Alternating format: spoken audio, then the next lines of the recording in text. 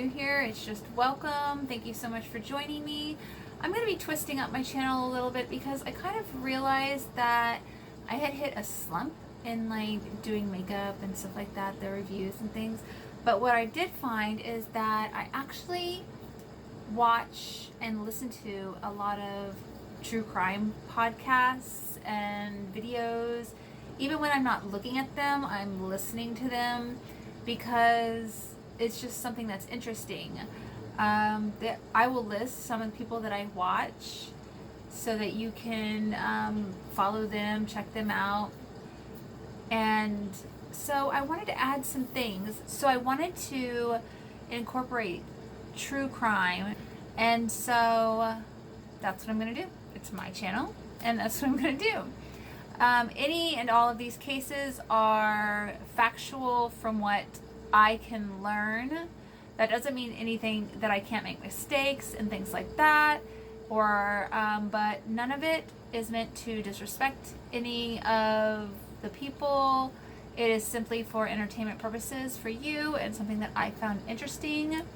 So with that being said, some of it can be graphic, some of it can be things that you may not want younger children to hear. So I would highly suggest to maybe kind of censor it before you intend to watch it around your children, or wear some earbuds or something like that. I have small children. I don't really want them to hear this either. So obviously when I film, they're not here. That being said, my true crime, I'm really going to try to focus on some true crime, but ones that have like justice, where the people get the justice of it, and not just kind of you're lingering out there like, okay, so what actually happened to this person? Did they ever get caught? Did this ever happen? There may be some other ones that I toss in there that are just interesting, that I found interesting, but it doesn't mean, but I'll try to say like, oh, this one doesn't have the justice ending or whatever.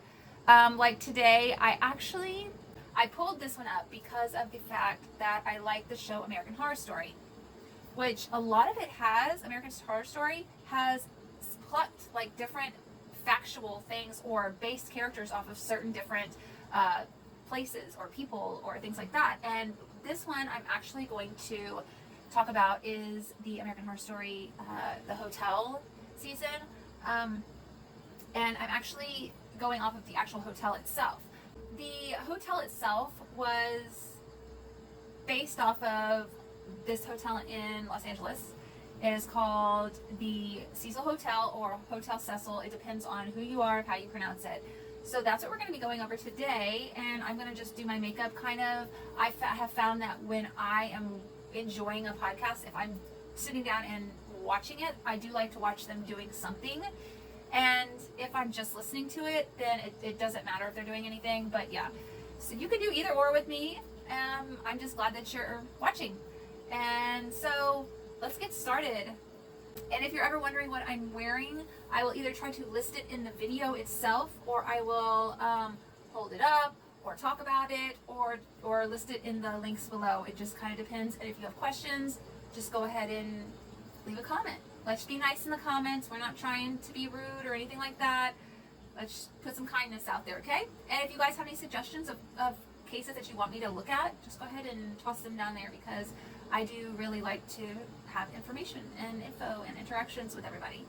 So I'm going to use the Ordinary High Adherence Silicone Primer as my primer today.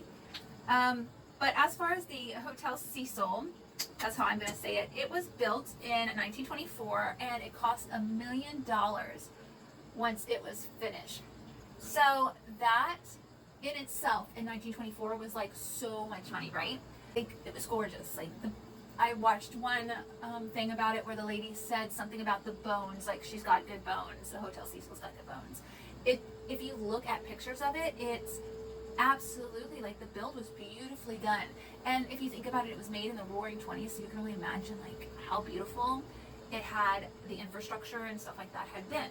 But the things that I thought was interesting, which was different than what we had, we would think of it now as normal hotels that we come across, is there were 700 rooms, but there were communal bathrooms. So if you were in that bathroom, in a room, you didn't have a room. You had like a bed and like a little sink and things like that. And then the rest of it was more like, you know, you went to the restroom like down the hall or whatever. And now we would think like that, hey, that's cool, you know. No, we would, most of the times we want bathrooms in our hotels or hotel room. So that was something that was interesting in the build, that I was like, you spent that much money to build it. And I mean, $1 million was a lot of money in our time frame anyways.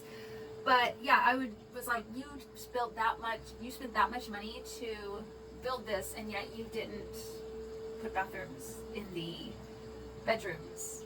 But they had plumbing because they had a sink. So I don't know. Anyways, and now I'm gonna go ahead and put the Fair Delight Glow Milani Glow Hydrating Skin Tint on. I've never used it before, so I just thought I'd use it. It was not a luxury type of hotel, even when it was made back in the 1920s. It was more like made for the location. Like, hey, okay, we're here, this is the location. You're gonna pay a cheap price. You're not gonna get like all the bells and whistles, but you're gonna have a place to lay your head, and you're gonna be able to be on Main and just kind of go out and do your thing. And if you were visiting there, you wouldn't be necessarily saying, hey, I'm going to stay in the hotel. Usually when you go on vacation and you want to go to places, you don't stay in your hotel room a whole lot. I do. I really like to just relax in the hotel room, and the fact that it's really clean.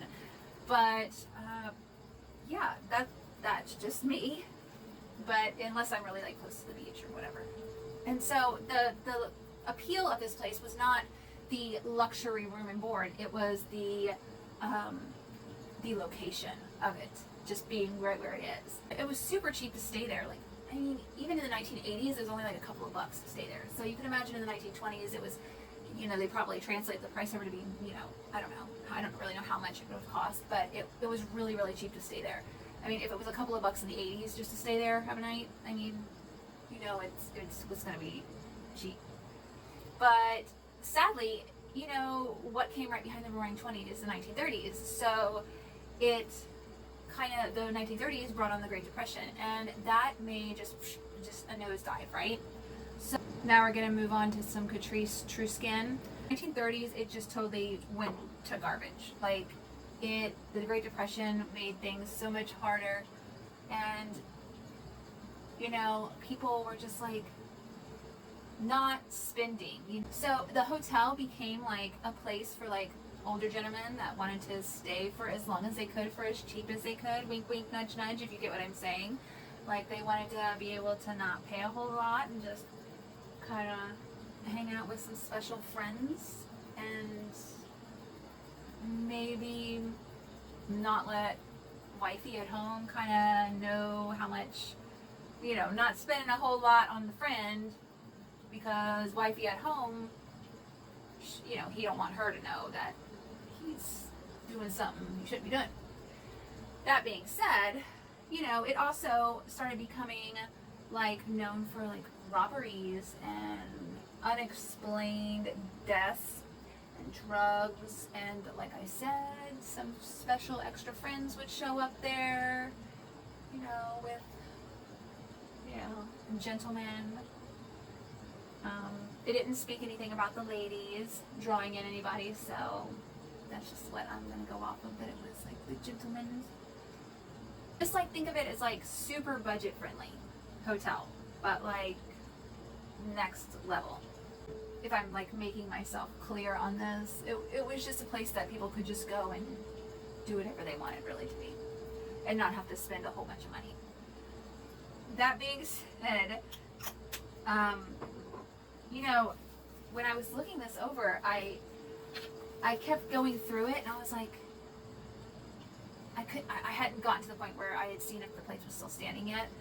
But as I go through these, you'll see, like, I started seriously questioning, like, was this place just like, did they get rid of this place? Because I obviously don't live in Los Angeles. I'm gonna add some Catrice True Skin concealer. There's like 16 sudden or unexplained deaths that have occurred in and around the hotel itself. And I'm also going to add like a couple dots of the CoverGirl in a lighter shade. Just a little bit here and there. We're going to go ahead and start dipping into the deaths and stuff like that, because that's what really kind of drew me to this. It was just like, okay, well, that and the fact that it is the hotel that American Horror Story based this season hotel on, which like I said, I love that show. The first reported death was of Percy Cook, and these are all listed in public record, the ones that I have, just so you know. You can look them up yourself if you want to, but that was on the 22nd of January in 1927, and Percy Cook was 52, and it was a suicide, a gunshot wound to the head. Now, it is alleged that he had a fight with his wife that was like somewhere else, and that it's like he was just distraught and done, you know. So he just gunshot wound to the head, and yeah, he decided to just check out permanently. You know, it reminds me of that song that talks about how you check in but you never check out. That kind of is and it's Hotel California, you know, kind of a little creepy on that note is what it says, because that's what this seems like. And you'll see what I mean as I go through. November 19th of 1931, Preston Hicks, an elderly gentleman of 83, lived a nice long life. They actually don't know if it was a suicide or what, but they called it a possible suicide because he ingested poison. That's just, you'll see why I question it as we go through. To set them, I'm going to use Becca under eye brightening underneath my eyes, and I'm going to use Too Faced Born This Way ethereal setting powder for the rest of my face. So just 3 years later, on September 1934, Benjamin, I'm going to mess up this name, Dodich, I guess, at the young age of 25, committed suicide with another gunshot to the head. The maid actually found him. I'm sure she was really distraught. She was in there probably just gonna clean the room, and nobody heard anything from him. And then, like, that'd be horrible to find, like someone who had died or been murdered or whatever. You know, it would just be so sad, I think. You know, I have a hard enough time with the people that I know are going to pass, let alone someone I don't know that's going to pass. Even if I don't know them, I think that it would still affect me. Just like that. It is said that Benjamin Dodich left no notes of suicide. So, gunshot to the head, no notes. Okay. Well, you know, not everybody leaves notes, I guess, when they commit suicide. Still sad, though. So, in July 26th of 1937, right now it feels like we're kind of like going like every 3 to 4 years with like a murder. Sergeant Lewis D. Borden was 53, and he committed suicide, and he actually slit his throat. Now, if you think about the ways that people commit suicide, I mean, to slit your own throat, that is some determination there, because you have to cut through a bunch of things. But I mean, you have a like artery right here that if you cut through, if you sever it, I mean, you're gonna die. You're gonna bleed out. Even if you cut through it, you're gonna bleed out. He was a former Army Medical Corps, and he slashed his throat with a razor. You know, like those razors back then, weren't like the ones we use today. They have like the, 6, 7 blades or whatever. This was like one straight razor and shook the throat. Some barbers still use them. Several notes. He had left several notes stating that it was just he was in poor health and he was done. You know, he was tired of being in poor health. I mean, he decided to take matters in his own hand and take his own life, sadly. In March of 1938, Grace Magro was 25, and her death was from falling out of a window from the building. Like the actual thing with the actual reason for her death said fell from building. Yeah, I'm pretty sure this place is like 15 stories tall. It's like, yeah, I'm pretty sure if you're gonna fall out of a building, you're gonna die. So it's like question mark death. Yeah, no. I'm just using bronzer. This is the butter bronzer to kind of just warm up my face in general because I'm super pale right now. I'm always super pale lately. She was 25 and she fell from the 9th story window, and her actual, like, what stopped her from hitting the ground was telephone wires. So when they took her out and down, they had to unravel her from the telephone wires that were there. So she was just tangled up and hanging. She didn't actually die right then. She died later at the hospital. And so because there was no notes or anything that they had, would have thought, they were just like, oh, was it accidental or was it suicide? I mean, I'm not climbing out of any hotel windows. A lot of this actually made me start thinking, like, is this why they made it so the windows you can't open? If you go to a hotel, you can't really open the windows. Check that out. Unless it's like an older hotel. But yeah, it was just like one of those things like, is this why they actually started doing that? So people wouldn't just jump out the freaking window? Or fall from the window? But yeah, she died at the hospital. That was in 1938. So in January of 1939, so just the next year, now we're like pushing these deaths closer. Roy Thomas, Mr. Thomas, was 35, and again, fell from the building. I don't know what's going on with that hotel, but why are people just falling from the building, just up and just jumping out? Like, this is now like the, let me see, 1, 2, 3, 4, 5, like the 6th death that has happened in this hotel. And like, it's, I mean, still open, right? It's from 1927 to 1939, and they're still open, and they've already had 6 deaths. Okay, so in May of 1939, so we're just now even like 5 months later, Ewan Nelbert at 39 died, and he was a Navy officer. And can you guess how he died? Probably not, but kind of see where we're going with this. He ingested poison.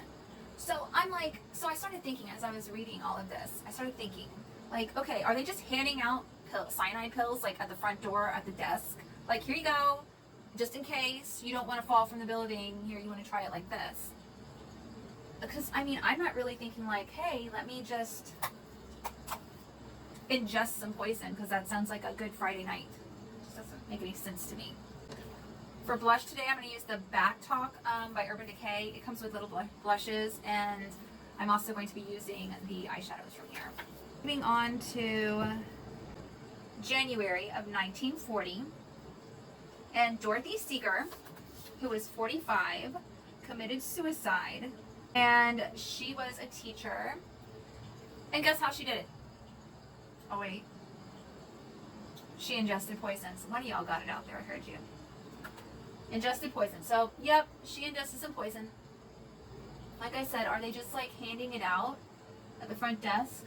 I'm not really sure what's going on there, but yeah. Just here. Let's just go ahead and ingest some poison. Sure fun. She actually did die at the hotel, but she died at the hospital that was nearby. So 4 years later, we had a little bit of time in this space. This one bugs me because I don't like things that involve children, but this is one of the deaths, and this woman, she was 19.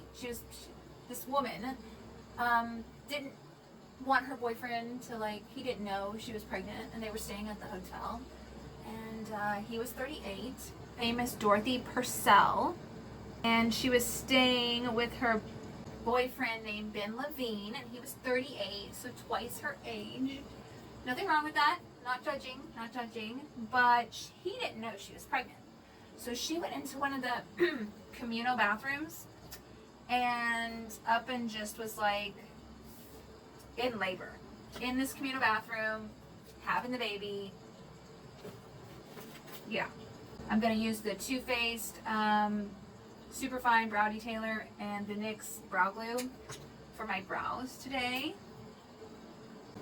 So the girl she didn't know she was pregnant. So when she went into labor, she ended up having the baby in the hotel bathroom, one of the communal bathrooms. Like, if I heard someone screaming, well, she must have had that baby like really quiet. That's the only thing I can think of, is because, no, nothing, just delivering the baby and being quiet about it. My brows take the longest out of everything, I swear. He was born, she thought the baby was dead. Now, I don't know if that was just like her saying she thought the baby was dead or whatever, but this is what it said. This is what she said. She thought the baby was dead. Okay, so you thought the baby was dead. So instead of calling the ambulance or going to the hospital, she didn't want to wake up her boyfriend. Okay, you still could have gone to the hospital yourself, but she decided to do the unthinkable and throw her baby out of the window. Yep, she did that. She just threw it out the window, the little baby boy. And he landed on an adjacent building, which means like an attached building. So when he, of course, he passed away then, because babies are fragile. You don't mess around with them like that. What's wrong with you? I don't really have any patience with people who murder children. At all. And I won't say sorry for that, because I'm not. But, so she was charged with murder, right? Makes sense. You kill your kid, charged with murder. Okay, yeah, sure. Makes sense, right? No, homegirl was acquitted of this because 3 psychiatrists said she was not in her right brain. Well, no, you're not in your right brain. Sorry, my cat is trying to steal my brushes. Okay. That's Oreo. So 3 psychiatrists had evaluated her, and they said she was mentally confused during the incident, and therefore she was acquitted in 1945. Acquitted. Okay, because that's okay. Sure, we'll just I really hope she didn't have any more kids. I seriously, I'm not. Didn't even see anywhere where she spent any time in an insane asylum or anything, but she was deemed insane. So I don't really know. I just don't. Moving on. This being said, we're up to, I don't even know what number of murders or deaths, not even murders, just deaths in this hotel. By now it would have been you need to burn this thing down, sprinkle some holy water on it, have a bunch of prayers over it, do something, because no. Just no. This place does not need to still be standing, because there's something legitimately wrong with what's going on in that area. Okay, we good with this? We're gonna have to be, because this is just what I'm going on. So going on with this, in 1947, in November, Robert Smith, at the age of 35, committed suicide by, there's the 2 most common ways that we have seen so far. He fell from the building. I don't know why they say fell from and not just jumped from, because, yeah. Or maybe they thought they fell from it. And he fell from the 7th floor window, and just bam, done. Okay. That's what it says about him. old Robert, Mr. Smith. It's like, I'm out. He checked out. Well, in his own way, I guess. Then we had a whopping 6 years or 7 years in between the next reported death. I'm putting things up as I'm going along, so just bear with me, okay? Go ahead and use the Urban Decay Eyeshadow Primer Potion. So we're now in October of 1954. I think this is the longest they have gone without having an incident since the first incident. But a Miss Helen Gurney decided to hop her tushy outside of the window again, like fell from the building from the 7th floor. I don't know what's going on the 7th floor, but apparently something, because people are just hopping out the window or, you know, falling from the building. I presume that it's the windows, because back then they didn't have all the like stuff that we have now, where security, where you have to have like, you know, like those windows don't open, like I was talking about earlier. So yeah, Miss Gurney jumped out, and she did not land on the ground. She landed on the marquee. I don't know if you guys know what a marquee is, but it's like the sign. So the Cecil Hotel, Hotel Cecil, depends on which way you're looking at it. I looked at the sign. It's like you either look up it like this way, you can read Cecil Hotel. Go this way, it's Hotel Cecil, or Cecil, or however you want to pronounce it. Yeah, and she landed on that. So she had to be removed from that. But she did commit suicide. So there was no note that we were known of. But yeah, that's what happened with Miss Gurney. So we had a little bit of a time frame between the next death. That was in February 11th of 1962. Julie Moore was 50 years old, and she decided to commit suicide again. Well, not again, but it seems like, you know, that's just like the thing to do when you go there.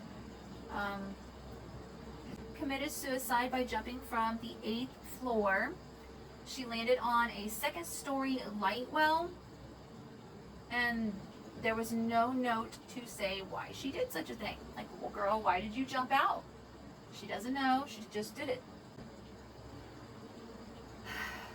Look, like I said before, by now, I would have burned this buddy to the ground and holy watered it and prayed over it and not built anything on it. I mean, there's obviously something that is beyond us that is not making this a really healthy place for anybody to be. I'm just saying, that's my opinion, that's not factual, but yeah, that's just where I'm at with this.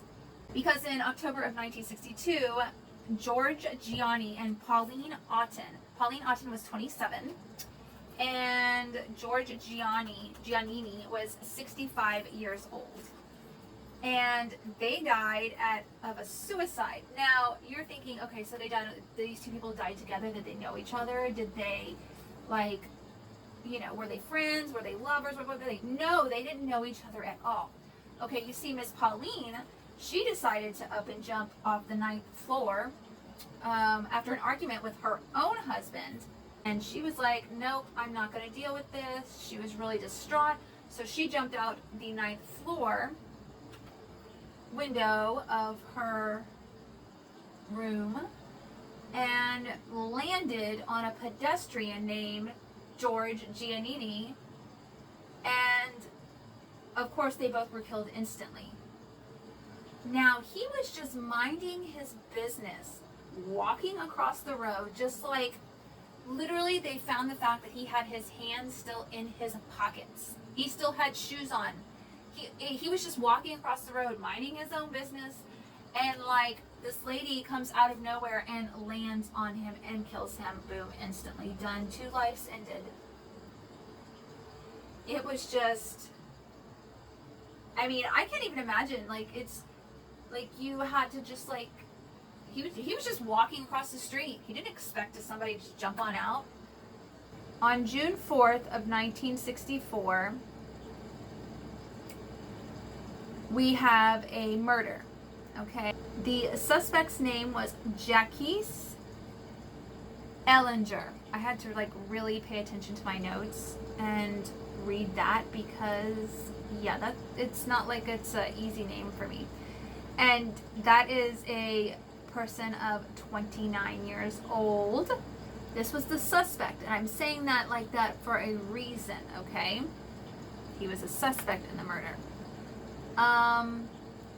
Of a Pigeon Goldie Osgood.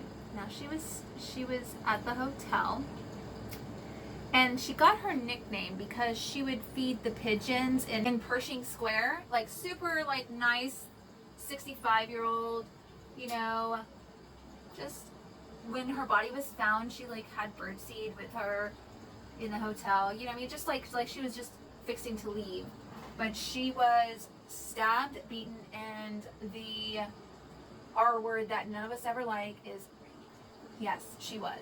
And it's sad. She was so sweet. Like, people gave her that nickname because they saw her, you know, just feeding the birds, being super sweet and kind. And it reminds me of like that Mary Poppins lady who like feed the birds, that song. So when I read that part, I was like, did that just happen? Like, did they kill that lady? Because like in my head, I was like processing over that part. But yeah, it was like, that's sad, you know, she was just there. And so the reason why I say that he was a suspect and they did not confirm that he was the murderer is because he wasn't caught in the act of doing it. He wasn't caught in the room. He just happened to be walking through Pershing Square. He had blood on him. He was just considered a suspect because of the fact that he was seen with some bloody clothes on. And not like that's all that normal to just be walking through Pershing Square and have bloody clothes on, be like, hey, yeah, this is just a normal everyday kind of thing. No, it's not. I mean, obviously I would be like, that's odd, and would call probably the police.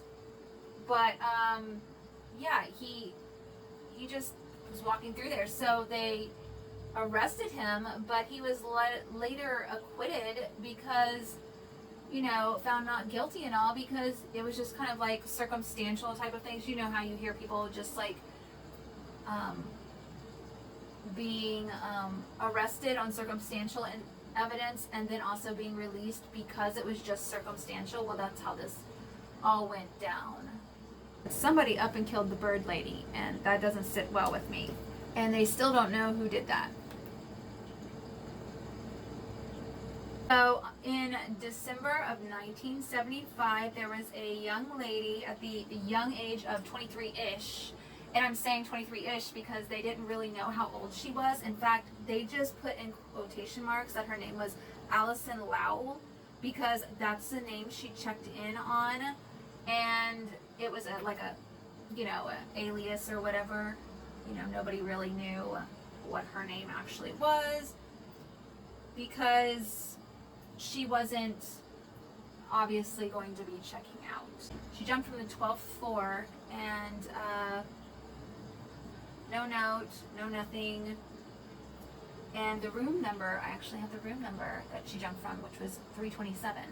So yeah, she just up and was like, she wasn't checking out. She knew she wasn't checking out. So she just used that alias and was like, I'm done, I'm out, peace out, goodbye.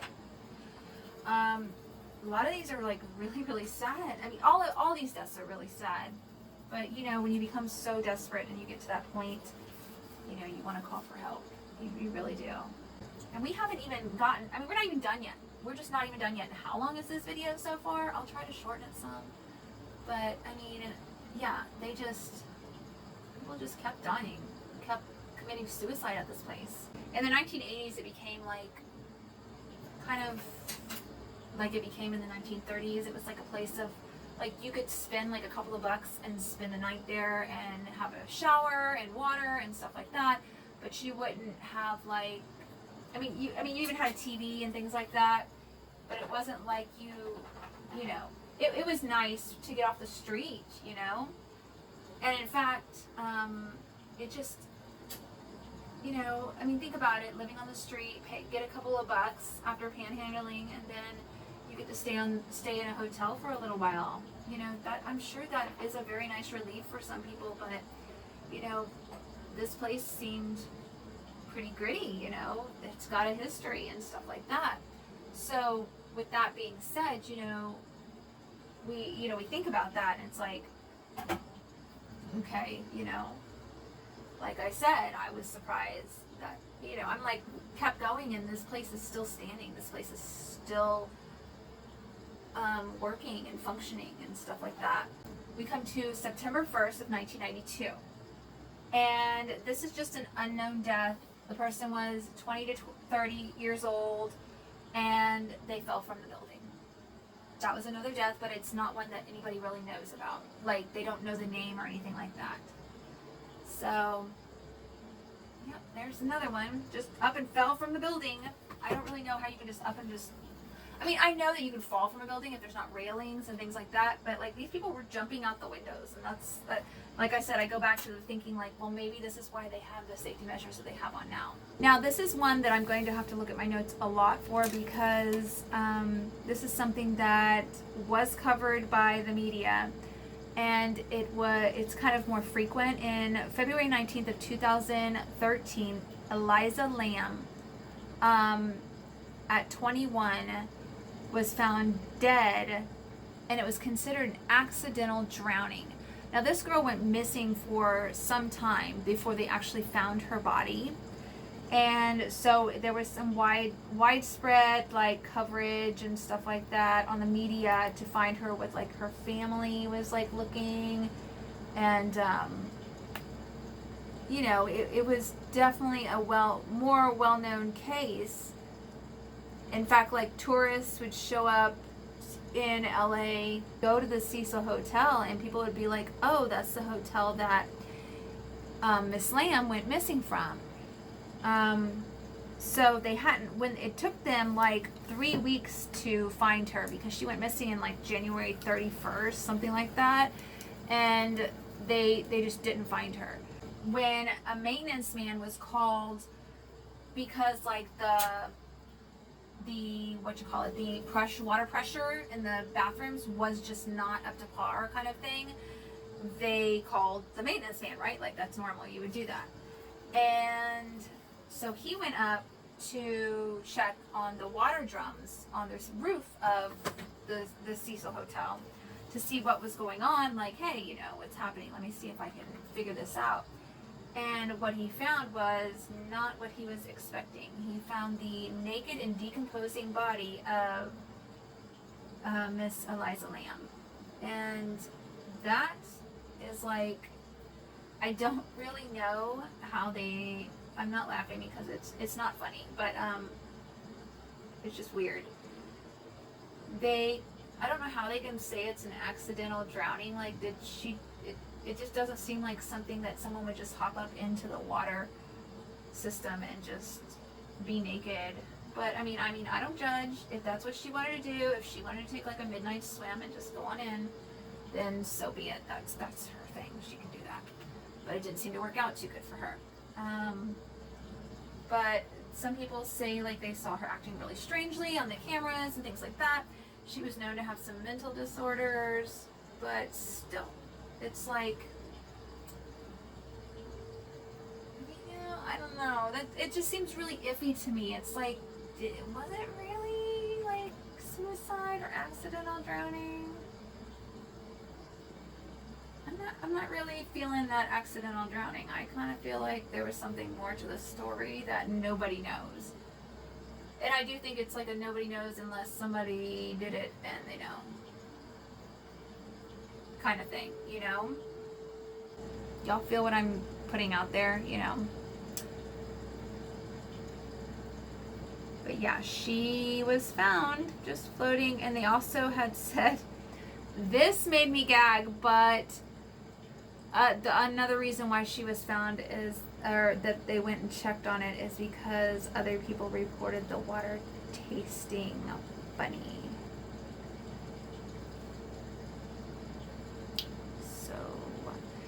You get that, like, they were drinking the water and she was in there just, yeah, I don't need to explain it further, you know. So, yeah, that was, like, that's Miss Lamb. That one don't sit well with me, because I just feel like there's more to the story that we don't know about. On June 13th, 2015. Oh yeah, we're still going here. Still going, friends. The victim was not known, except that they were 28 years old and they fell from the building. And it was a male. This place also was known to have, like, Richard Ramirez stayed there. And if you guys don't know who that is the Night Stalker. I'm sure I'll cover him at some point. But it was also known that the Black Dahlia, Elizabeth Short, was found nearby. So, I mean, I'm just not really feeling any good juju from that area. It just feels like, I don't know. Just that place just don't feel right, you know. If there's that much going on, you kind of think like, okay, why am I still reading the fact that, you know, these deaths are being documented and all this stuff's still going on? This is the Lash Princess Curl and Volume Mascara by Essence. It's one of my favorites. But yeah, then in 2017, oh yeah, 2017, I know we're in 2023, but listen to this. In 2023, now wait, let me back up. In 2011, the name was changed to like On Main to try to get rid of the actual name of the Hotel Cecil because, you know, all the vibes that went with it, you know, it just didn't have good vibes at all. And so they changed the name, tried to like give it some different vibes, and I guess it worked or didn't work. People still stay there. And then because that's when Miss Lamb went missing. So, but then in 2017, it went through some renovations. Someone bought it and decided to renovate it and try to give it a new feel about it. What they should have done is just burnt it down and, like I said, did some holy water, a little damp, something. I would have been bringing everybody in, like anybody with any type of spiritual knowledge. Like, we would have covered the entire gambit on that one because that place obviously needs some help. So, yeah, it and then, all right, here we go. In December 13th of 2021, it was reopened and as like an affordable housing complex. And that is the story of the Cecil Hotel or Hotel Cecil. And again, it's like a to be continued because it's still open. It's still open. That sucker is still open, still going. People probably go there just for like the nostalgia, like people who are like creepy like me, who like to be interested in like why that happened. You know what I mean? It's like, I'm sure people just go there for that reason too, you know, to kind of find out all of that. But yeah, you guys, I didn't even finish my makeup. I was too busy running my mouth. And this is the LA Girl Shockwave Nude Lip Pencil. I gotta be quiet while I do this. Then I'm just gonna use some of the Tatcha. It is the lip, it's in a little pot. It's usually like the lip mask. I love this stuff. I use it for so much. And it just feels so good on the lips. But, so that is the story of the Cecil Hotel. I mean, I'm feeling like I need some holy water just talking about it. I don't know. Like, what are your guys' feelings on this? Like, do you guys have like comments or anything like that? Because it left me feeling like I said multiple times, like, I don't know if this place should still be standing. Sorry, Cecil Hotel. I'm sorry. I'm not trying to insult you. I'm just saying that this is how I feel. My opinion, for what it's worth, makes me a little uncomfortable. This is the e.l.f. Stay All Night Setting Spray.